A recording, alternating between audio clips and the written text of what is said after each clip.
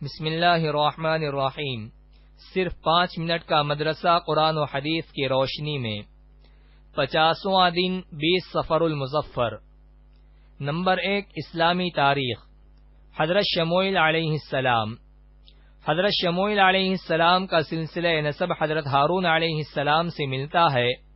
بنی اسرائیل جب سرزمین فلسطین میں داخل ہو گئے تو ان پر ایک ایسا زمانہ گزرا کہ ان میں نہ کوئی نبی یا رسول تھے اور نہ ہی کوئی حاکم، چنانچہ پڑوسی قومیں ان پر حملہ کرتی رہتیں۔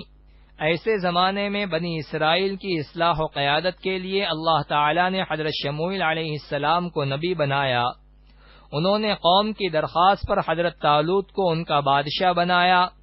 بعض لوگوں نے اعتراض کیا تو حضرت شموئیل علیہ السلام نے فرمایا، یہ اللہ تعالی کے حکم سے ہے، اور اس کی نشانی یہ ہے کہ تمہارا صندوق جس میں نبیوں کی میراث تھی اور جس کو قوم عمالقہ لے کر چلی گئی تھی، فرشتے وہ صندوق انہیں لا کر دیں گے۔ چنانچہ ایسا ہی ہوا، فرشتوں نے وہ صندوق حضرت طالوت کو پہنچا دیا اور حضرت طالوت بادشاہ بنا دیے گئے۔ نمبر 2، حضور صلی اللہ علیہ وسلم کا معجزہ، اونٹ کا حضور صلی اللہ علیہ وسلم کی فرما برداری کرنا۔ حضرت جابر بن عبداللہ رضی اللہ عنہ فرماتے ہیں کہ ایک مرتبہ ہم رسول اللہ صلی اللہ علیہ وسلم کے ساتھ سفر سے آئے۔ جب ہم لوگ بنو نجار کے باغ کے پاس پہنچے تو دیکھا کہ باغ میں ایک اونٹ بیٹھا ہوا ہے جو بہت غصے میں تھا۔ باغ میں جو بھی جاتا اس پر حملہ کر دیتا۔ رسول اللہ صلی اللہ علیہ وسلم باغ میں داخل ہوئے اور اونٹ کو اپنے پاس بلایا تو وہ آیا اور رسول اللہ صلی اللہ علیہ وسلم کے سامنے منہ کے بل زمین پر بیٹھ گیا۔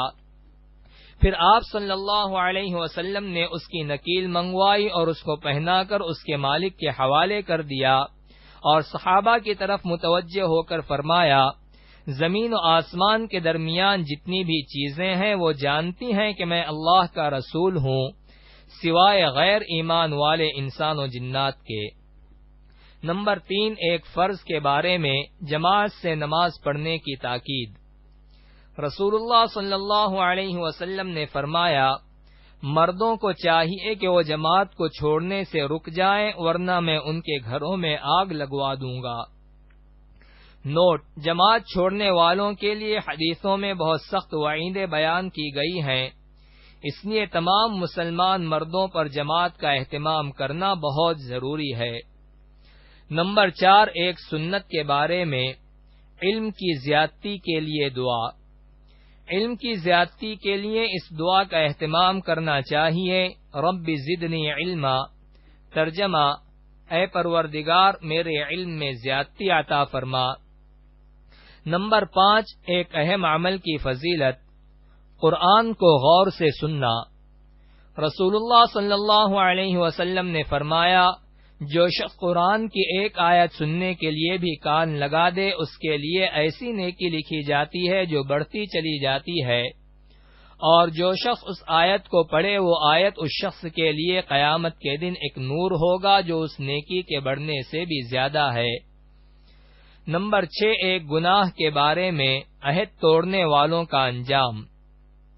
قرآن میں اللہ تعالیٰ فرماتا ہے، جو لوگ اللہ سے پختہ عہد کرنے کے بعد توڑ ڈالتے ہیں اور جن تعلقات کے جوڑنے کا اللہ نے حکم دیا ہے ان کو توڑتے ہیں اور زمین میں فساد پھیلاتے ہیں، انہی لوگوں پر اللہ کی پھٹکار ہوگی اور آخرت میں ان کے لیے بڑی خرابی ہوگی۔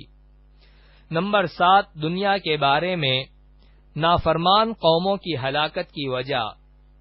قرآن میں اللہ تعالیٰ فرماتا ہے، ہم نے ایسی کتنی بستیوں کو ہلاک کر ڈالا جن کے رہنے والے اپنے سامان عیش پر فخر کیا کرتے تھے، اب ان کے یہ مکانات پڑے ہوئے ہیں جن کو ہلاک ہونے کے بعد سے اب تک بسنا نصیب نہیں ہوا مگر بہت تھوڑی دیر کے لیے، آخرکار ہم ہی ان کے وارث ہوئے۔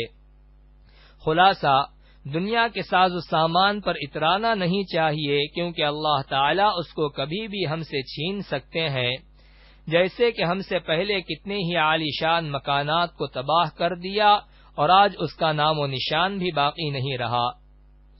نمبر 8، آخرت کے بارے میں دنیا کی آگ جہنم کی آگ سے ڈرتی ہے۔ رسول اللہ صلی اللہ علیہ وسلم نے فرمایا، تمہاری یہ آگ جہنم کی آگ کا 70واں حصہ ہے، اگر یہ 2 مرتبہ پانی سے نہ بجھائی جاتی تو تم اس سے نفع حاصل نہ کر سکتے۔ یہ آگ اللہ تعالی سے دعا کرتی ہے کہ وہ اس کو دوبارہ جہنم میں نہ ڈالے۔ نمبر 9، طب نبوی سے علاج۔ زمزم کے فوائد۔ حضرت ابن عباس رضی اللہ عنہما نے زمزم کے بارے میں فرمایا، یہ ایک مکمل خوراک ہے اور بیماریوں کے شفا بخش بھی ہے۔ نمبر 10، نبی صلی اللہ علیہ وسلم کی نصیحت۔ رسول اللہ صلی اللہ علیہ وسلم نے فرمایا، جب تم میں سے کوئی نیند سے اٹھے تو پانی کے برتن میں ڈالنے سے پہلے 3 مرتبہ اپنے ہاتھ کو دھو لے۔